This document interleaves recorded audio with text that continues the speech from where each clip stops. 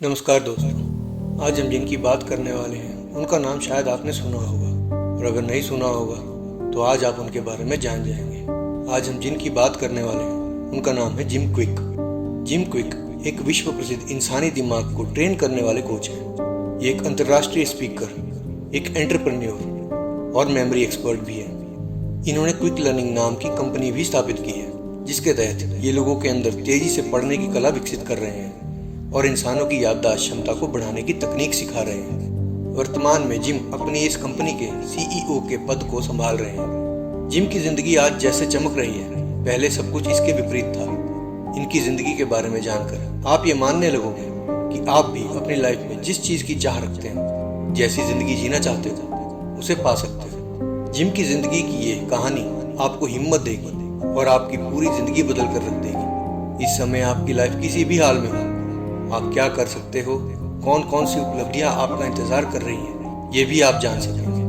आप अपनी लाइफ की घटनाओं को इस कहानी से जरूर जोड़ पाओगे। इसके लिए बस आपको ये वीडियो पूरा देखना होगा। वीडियो में आगे बढ़ने से पहले अगर आपने अभी तक हमारे चैनल को सब्सक्राइब नहीं किया तो इसे सब्सक्राइब कर लें और साथ ही बेल नोटिफिकेशन को भी ऑन कर लें, ताकि हमारी आने वाली सभी वीडियोस आप तक पहुंच सके। और अगर आपको ये वीडियो अच्छी लगे तो इसे लाइक करके अपने दोस्तों के साथ शेयर जरूर करें।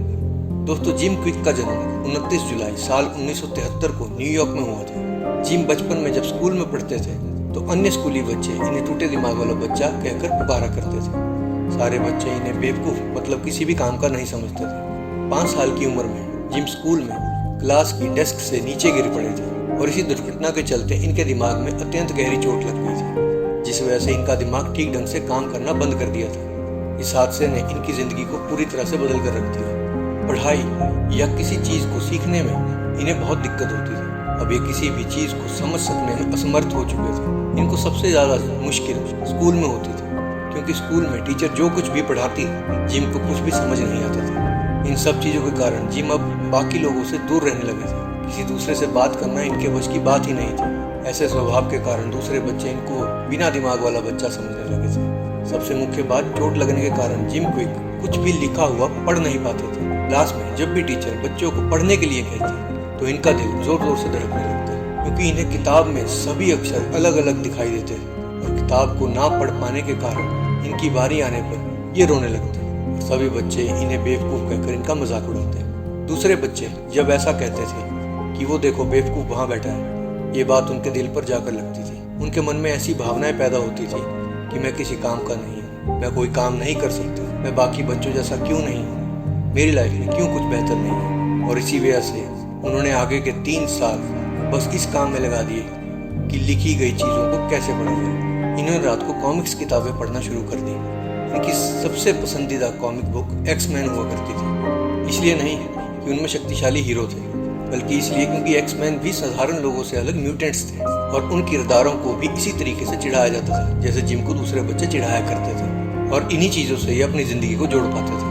इस कॉमिक्स की मदद से इन्होंने पढ़ना सीखा। यहाँ ध्यान देने वाली बात यह है, एक ऐसा लड़का जिसके दिमाग में चोट लगने के कारण उसकी सीखने और समझने की योग्यता खो गई थी, वही लड़का केवल अपने पैशन यानी कॉमिक्स पढ़ने से ही फिर से पढ़ना सीख गया। ये इस बात को प्रकट करता है कि पैशन और लगन की सहायता से आप असंभव को भी संभव कर सकते हैं। एक दिन स्कूल की पेरेंट्स टीचर मीटिंग में ये अनाउंसमेंट हुई कि सभी बच्चों की परफॉर्मेंस रिपोर्ट बनेगी और अगले सप्ताह सभी बच्चों का एक टेस्ट होगा, उनके पढ़ने और लिखने की स्किल का टेस्ट करने के लिए, और बाद में सबको रिपोर्ट कार्ड मिलेगा। मतलब हर बच्चे को पूरी क्लास के सामने खड़ा होकर अपनी क्षमता दिखानी होगी। अभी हाल ही में जिम क्विक ने पढ़ना ही सीखा था। उनके दिमाग की चोट की वजह से उनको इस टेस्ट में भाग लेना जरूरी नहीं था, फिर भी उन्होंने इस पढ़ने और लिखने के टेस्ट में हिस्सा बनने का मन बना लिया। उनके माता पिता ने उनसे कहा कि बेटा आप इस टेस्ट में हिस्सा मत लो।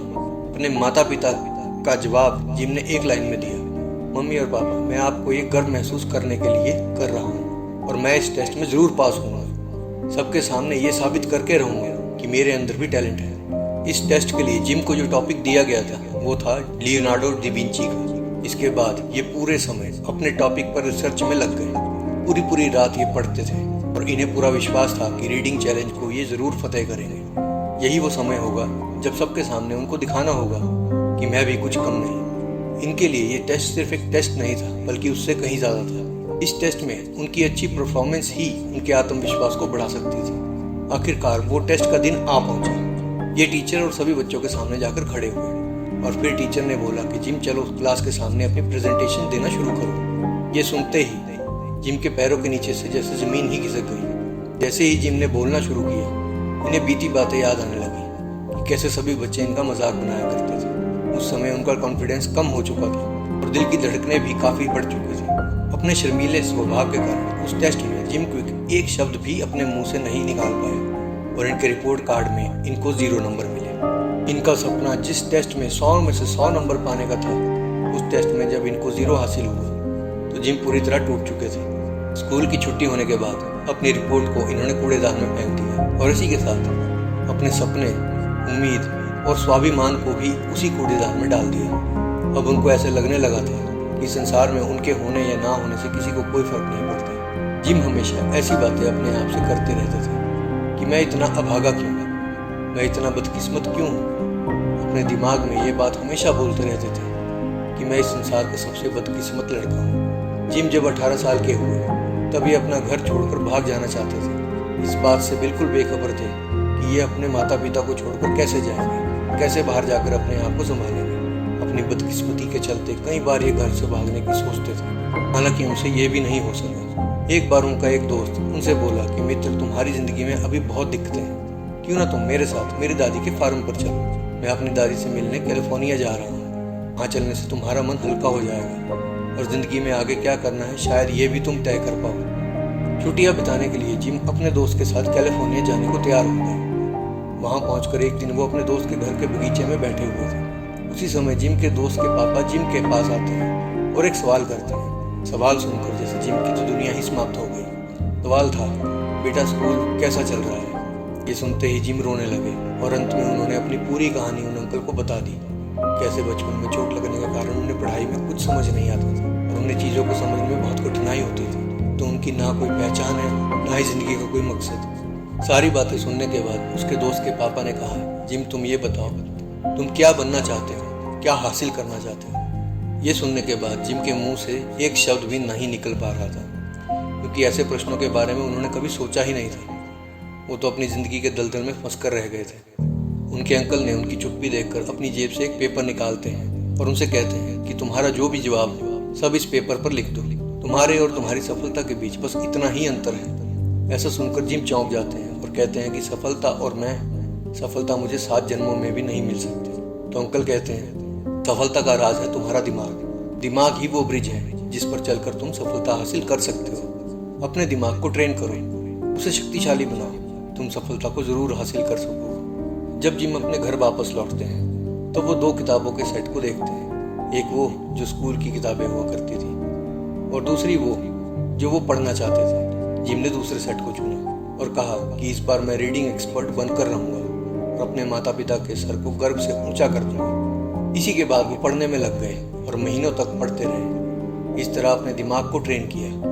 कुछ ही महीनों में वो अच्छी रफ्तार से पढ़ने लगे। एक दिन लाइब्रेरी से किताबें पढ़कर वो घर लौट रहे थे और तभी अचानक सीढ़ियों पर उनका पैर फिसल गया और वो गिर पड़े। इस बार फिर से उनके दिमाग के दूसरे हिस्से में एक और चोट लग गई। हॉस्पिटल के बेड पर जब उनको होश आया तो उनकी हालत और भी खराब हो चुकी थी। चीज़ों को समझने की शक्ति उनकी अब और खराब हो चुकी थी। दिमाग में फिर से चोट लगना उनकी ज़िंदगी का सबसे खराब समय था। जिम जब भी कुछ करना चाहते थे तभी कुछ ना कुछ और बिगड़ जाते थे। अस्पताल के बेड पर ही उनके मन में ख्याल आया, क्या हो रहा है मेरे साथ बार बार। इतनी घटिया जिंदगी तो मेरे दुश्मन को भी ना मिले। अस्पताल में एडमिट रहते हुए उन्होंने ये फैसला किया कि अब बस मेरी दिक्कतों का कोई ना कोई समाधान जरूर होगा। हर समस्या का कोई ना कोई समाधान जरूर होता है। इसलिए उन्होंने खुद से सवाल किया कि मेरी प्रॉब्लम क्या है। उनको उत्तर मिला कि मेरी समस्या ये है कि मैं पढ़ाई में कुछ समझ नहीं पाता, मैं पढ़ नहीं पाता, मेरी याददाश्त कमजोर है, मेरा दिमाग बहुत ही धीमे काम करता है। फिर उनके मन में विचार आया कि शायद कोई ऐसा तरीका हो जिससे मैं ये सीख जाऊं कि चीज़ों को कैसे सीखते हैं, पढ़ने के बजाय ये सीखूं कि पढ़ते कैसे हैं। जिम क्विक ने अब ये ठान लिया था कि पहले वो अब अपने दिमाग को समझेंगे कि मनुष्य का दिमाग कैसे काम करता है, इंसानी याददाश्त किस तरह काम करती है। दिमाग से कुछ भी करने से पहले अपने दिमाग को समझेंगे, अपने दिमाग का एक्सपर्ट बनेंगे। ये जो समय था ये उनकी ज़िंदगी को बदल देने वाला समय था। जिम सालों तक दिमाग को समझने के बाद दिमाग के ही एक्सपर्ट बन गए। इसके बाद ये सिर्फ रीडिंग एक्सपर्ट ही नहीं, ये पॉजिटिव और खुश रहना भी सीख गए। आज ये दुनिया के सबसे बड़े लाइफ कोच में से एक बन गए हैं। जब इन्होंने पॉजिटिव सोचना शुरू किया तो मानो जैसे इनकी लाइफ ही पूरी तरह बदल गई। बाद में उनके मन में ये बात आई कि इतने सालों से मैं तो फालतू में अंधेरे में था, जब मैं ये सीख सकता था कि कैसे पढ़ा जाए और ये माइंड किस तरीके से काम करता है, तो मैंने क्यों नेगेटिव सोचकर अपना इतना समय बर्बाद कर दिया। उन्होंने दिमाग को इतना पढ़ लिया कि बाद में जिम, माइंड और मेमोरी के ही ट्रेनर बन गए। आज बड़ी बड़ी कंपनियों के मालिक जैसे रिचर्ड ब्रांसन और एलन मस्क जैसे लोगों को भी इन्होंने ही ट्रेनिंग दी है और ये आज भी उनके सलाहकार हैं। इन लोगों को जिम ने ये सिखाया है कि अपने दिमाग का सर्वोत्तम उपयोग कैसे किया जाए, अपने दिमाग को तेज कैसे किया जाए, चीज़ों को जल्दी से कैसे सीखा जाए।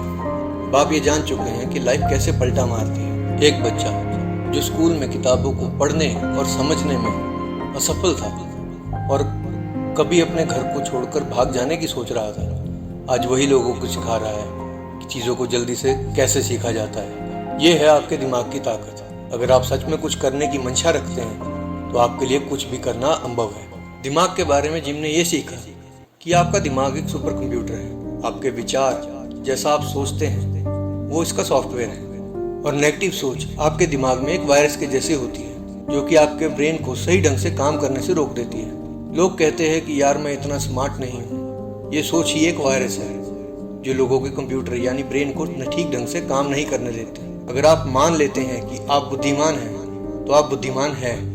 यदि आप मान लेते हैं कि आप कमज़ोर हैं तो आप सच में कमज़ोर हो जाते हैं। अपने ब्रेन को सही ढंग से प्रोग्राम करिए, फालतू की चीज़ों को उसमें बिल्कुल नहीं जाने दीजिए। अपनी सोच को हमेशा पॉजिटिव रखिए और अपने दिमाग पर काम करिए। दिमाग को तेज़ करने के लिए जो जो ज़रूरी है वही करिए, क्योंकि आप हर काम अपने दिमाग से ही करते हैं। नेगेटिव विचार वाले वायरस से तो दूरी ही बना कर रखिए। सबसे ज़रूरी बात जो जिम बताते हैं वो ये है कि आप खुद से क्या बोलते हैं। नेगेटिव थिंकिंग आपको अंदर से खोखला बना देती है। जिम भी कभी इसी नेगेटिव थिंकिंग के दलदल में फंसे हुए थे। जब दूसरी बार चोट लगने पर उन्होंने अस्पताल में ही ये निश्चय कर लिया था कि अब मैं अपने दिमाग को समझे बिना चैन की सांस नहीं लूंगा। इस निर्णय के बाद ही उनकी लाइफ बदली। याद करिए जरा वो टेस्ट वाला दिन, जब जिम कीट को सभी के सामने अपनी प्रेजेंटेशन देनी थी। उस दिन वो क्यों कामयाब नहीं हो सके? उस समय तो वो पढ़ना भी सीख गए थे, पर उनके अंदर जो विचार आ रहे थे कि कैसे बच्चे उनका मजाक बनाते हैं, उन्हीं नेगेटिव विचारों की वजह से ये उस दिन एक शब्द भी नहीं बोल पाए थे। इसका अर्थ है इनकी अयोग्यता इनके दिमाग से ज़्यादा इनकी सोच में थी। ब्रेन डिसेबिलिटी को तो आप प्रैक्टिस और ट्रेनिंग से सही कर सकते हैं, पर अपनी सोच की डिसेबिलिटी को सही करना आसान काम नहीं है। एक ही इंसान इसे सही कर सकता है और वो है आप। जिम की ज़िंदगी की कहानी से हमें ये शिक्षा मिलती है कि हमारी आज की स्थिति कैसी भी हो, हम वैसी ज़िंदगी हासिल कर सकते हैं जैसी हम चाहते हैं, अगर हम पॉजिटिविटी को अपनी ज़िंदगी में लाएं। हम आपकी लाइफ को पॉजिटिविटी की ओर मोड़ना चाहते हैं। इस कहानी से आपको अगर प्रेरणा मिली तो नीचे मात्र ये कमेंट करिए कि आज से मैं पॉजिटिव सोचूंगा, और कहानी को अपने दोस्तों के साथ शेयर ज़रूर करिए। धन्यवाद एंड गॉड ब्लेस।